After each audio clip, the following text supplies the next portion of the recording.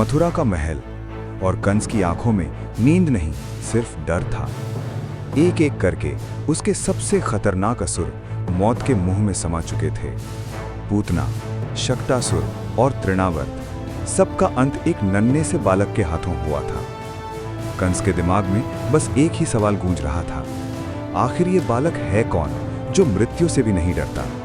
और तभी कंस ने रचा एक ऐसा षड्यंत्र जो मासूमियत का मुखौटा पहनकर वृंदावन की धरती पर उतरने वाला था।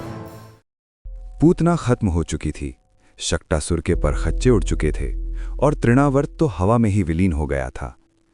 कंस के महल में सन्नाटा पसरा था, लेकिन उसके दिमाग में भयंकर तूफान चल रहा था। कंस के भेजे हुए एक से एक शूरवीर असुर अब मिट्टी में मिल चुके थे।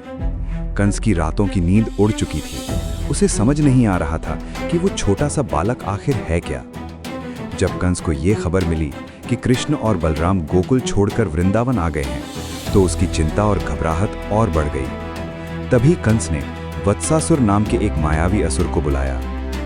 वत्सासुर ऐसा असुर था जो अपनी माया से किसी भी जानवर का रूप ले सकता था। कंस ने उसे आदेश दिया, कृष्ण को खत्म कर दो। उधर गोकुल के पास यमुना के तट पर हरियाली छाई हुई थी। कान्हा, दाऊ भैया और उनके सखा मस्त होकर बछड़े चरा रहे थे। तभी वहां वत्सासुर पहुंचा। वत्सासुर ने सोचा, अगर मैं सीधे हमला करूंगा तो कृष्ण मुझे पहचान लेंगे। और तभी जादू की एक धुन उठी। वो भयानक असुर एक सुंदर, नन्हे और भोले भाले बछड़े में बदल गया। वो इतना मासूम लग रहा था कि कोई सोच भी नहीं सकता था कि इसके भीतर एक राक्षस छिपा है। वो चुपके से कान्हा के बछड़ों के झुंड में शामिल हो गया और घास चरने का नाटक करने लगा। वत्सासुर का इरादा साफ था, जैसे ही कृष्ण पास आएंगे वो अपनी मजबूत लातों और नुकीले सींगों से उन पर हमला कर देगा।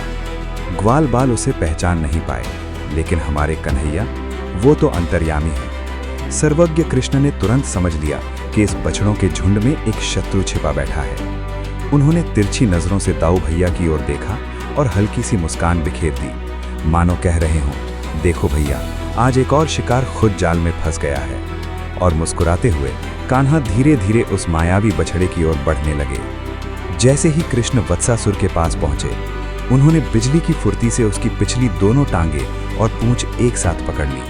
और तभी शुरू हुआ असली तांडव। इससे पहले कि असुर कुछ समझ पाता, कान्हा ने उसे हवा में उठा लिया और किसी चक्री की तरह उसे गोल गोल घुमाने लगे। 1 चक्कर, 2 चक्कर, 10 चक्कर। कृष्ण उसे इतनी तेजी से घुमा रहे थे कि असुर के प्राण हवा में ही छटपटाने लगे। अंत में कृष्ण ने उसे पास खड़े एक विशाल कैंत के पेड़ पर दे मारा। वत्सासुर पेड़ के ऊपर जा गिरा। पेड़ के सारे फल धरती पर टूट टूट कर गिर पड़े और वो पापी असुर निर्जीव होकर धरती पर आ गिरा। ये दृश्य देखकर सभी ग्वाल बाल खुशी से झूम उठे। उन्होंने कृष्ण की जय जयकार शुरू कर दी।